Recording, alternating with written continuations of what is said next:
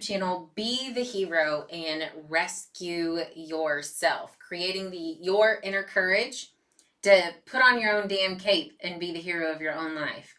So today I'm going to talk about how imperfectly perfect we are.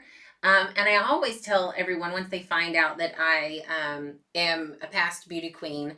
I was Miss Beaumont USA 1998, and then went to the Miss Texas pageant, and I was Miss Golden Triangle, Miss Spindletop, and did fairly well at the Miss Texas pageant. Didn't win, but learned a lot. And then as I got older, and married, I was Mrs. Denton County and third runner up in the Mrs. Texas International pageant, and also voted Miss Congeniality, which I think is one of my favorite awards. But I tell everybody, I was like, oh my gosh, you guys think that it's just perfection 24/7. Well, I'm here to tell you that my crown is crooked, and so is yours, and it's okay. So as I have really moved into my 40s and started to kind of see the signs of aging, and we start going to bed at 9 o'clock at night, sometimes earlier. Our date nights for me and my hubby, yeah, we go to the movies, we go to dinner, and we try to hang out, but they always end up at the grocery store going ahead and picking up a few things because, hey, we're already out, so why not? Let's multitask. And we're always home by 10, 11, and especially when we're going to girls night out. I found out a long time ago, girls night out was going and hanging out and going to the bar and closing the place down till 2, 3 o'clock in the morning. Now it's like dinner and a movie, and we're all home by 10 and we're exhausted. And then I started seeing all this massive amount of gray, which you can't see because of my girl Kelsey. And then I have to color every 6 to 7 weeks, and I start seeing my smile wrinkles, which means I'm a pretty happy person. And it's starting to get a little difficult to lose weight too. You start seeing like it's an act of Congress, or you almost have to start praying to God for it to happen. So what's my point? I have my days, where my hair is truly in my ponytail. I don't wear makeup, and I just sit and watch Netflix and probably get nothing done all day and then feel like a complete loser. But sometimes we do need to escape for a little while. The key is don't stay there for forever. That escape area will not only hypnotize you, but life will completely pass you by.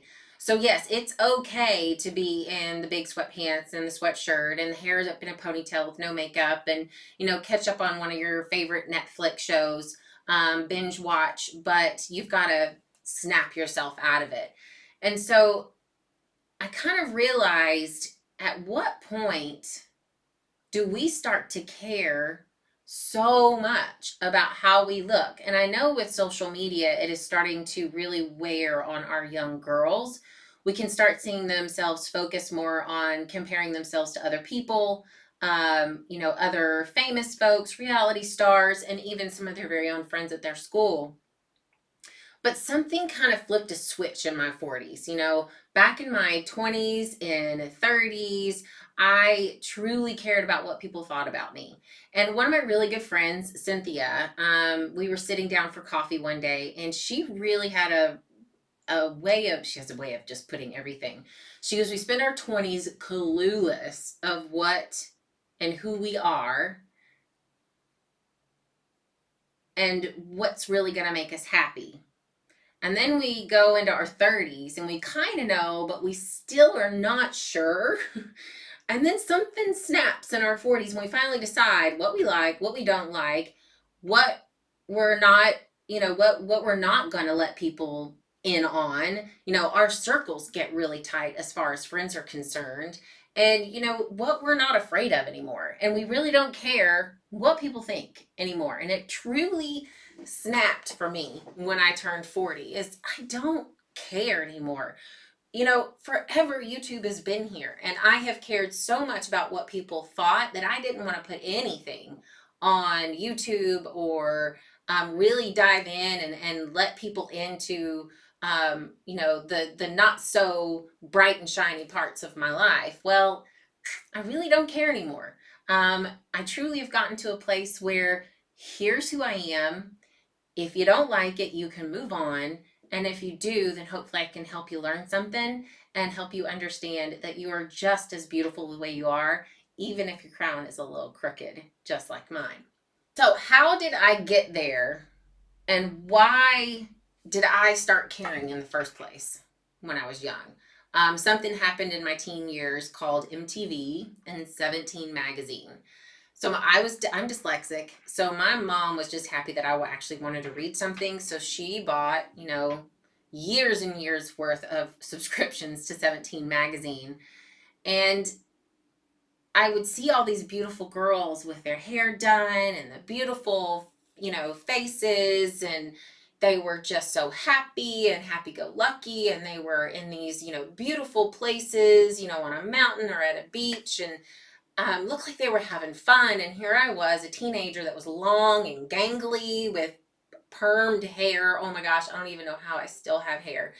My face was filled with acne. I had eyebrows that were bigger than caterpillars, and sometimes they met in the middle. So I had a unibrow, and I was just always comparing myself to these beautiful girls in 17 magazine, and how all the boys just, loved them and thought they were beautiful. And it was just kind of, stressful when you're young, because you're like, oh my gosh, these girls are having an amazing time and I don't look like them. That's why I'm not having an amazing time. And then here comes MTV. The music videos where the girls are in what we so-called clothes, but they were more cloth. And they were with wild boys and they were drinking and smoking. And I don't think music videos have quite changed much these days. But mom wouldn't let me watch MTV. But fortunately, I had friends who had parents that are a little more open to allowing us to watch those sorts of things. And at that age, we are so impressionable. That little part of your brain that tells you, no, that is not a good idea, is more or less absent, and fun overrides. So, what I saw as a young teenager was they look like they're having fun, right? And you start to connect the dots in your little brain. If I dress and act like these girls, all the boys will like me. I'll have lots of friends and I'll have fun. I learned later that it was all an act. Growing up in the 80s was great, but I did not have a lot of professional female role models to look up to. I wanted to be Brooke Shields or any model I saw in the magazines. Growing up in the 80s was great, but I did not have a lot of professional female role models in the 80s. I mean, what we had Madonna, and we had a few first ladies that started kind of showcasing their business savviness, but we really didn't have a lot of female business women to look up to. The only folks that I really could look up to were Brooke Shields, who, I wanted to be the next Brooke Shields. She had big eyebrows. I had big eyebrows. So that was it. I'm going to be Brooke Shields. So I even modeled at the mall. I even tried out to be on 17 magazine's cover page. And, that's what I grew up with. I was tall and I was lean and I was just the way those agencies wanted me to be. And even my family told me that, oh, Kelly will be fine. She'll just make it with her looks. Then my body started to change. I got curves with a booty, which back in the day, booty was not in. Okay, now booty's in now. Go team. But it's not in now. So my dreams of becoming an international runway model, basically fell flat on the floor. But luckily for me, I had parents who were always there in my corner supporting me, but always saying, get your education, Kelly, get your education. To this day, both of them will tell everyone that they knew that I was going to make a living by talking to people. That's what they said. Basically, was what my report card said. Delightful child, talks too much. So I went back to the drawing board and thought of, okay, if I'm going to go to college, what do I want to be when I grow up again? I don't have a whole lot of professional role models. So I turned to the ones that were closest to me were the teachers. Um, right. So being dyslexic and having teachers believe in me, I was like, perfect. That'll fit well. I know them. They're amazing. I've had these amazing teachers in my life. So Kelly, let's go be a teacher. Um, and this was going to be my career path. Then I entered my very first pageant my senior year in high school, and it was the Miss Beaumont USA pageant in 1997. I ended up first runner up. What? Never did a pageant. I had my hair up in a bun. I wore my green prom dress. I'll have to show you a picture that I wore to prom that I think I got from Dillard's, and was first runner up. And I was like, I have a ticket to go to the Miss Texas pageant. But because I didn't win the actual title, I had to actually pay for my own way. And my parents weren't very wealthy. My dad was a fireman in Beaumont, Texas. My mom was an aerobic instructor. My dad owned a small construction business. We weren't rolling in the money to go and for them to pay the full price for me to go to South Padre Island for 7 days to go compete for the title of Miss Texas. So I raised all of the money myself and spent 7 days at the Miss Texas pageant. And the first time that I ever flew in an airplane was that moment flying from Hobby Airport, Southwest Airlines, to South Padre Island to go compete for the Miss Texas pageant. That was the first time I flew. I was nervous wreck. But then I got there and my entire world completely changed. I met some of the most amazing, strong women. They were all going to school to go be doctors, lawyers, engineers, and so many other occupations. I was floored thinking, I can be more than a teacher or a nurse. Obviously, I didn't win that year, but it changed my entire life. I came back to college and changed my major from teaching to communications. Dabbled a little bit in broadcast journalism. The point is, it doesn't matter what you do in your life.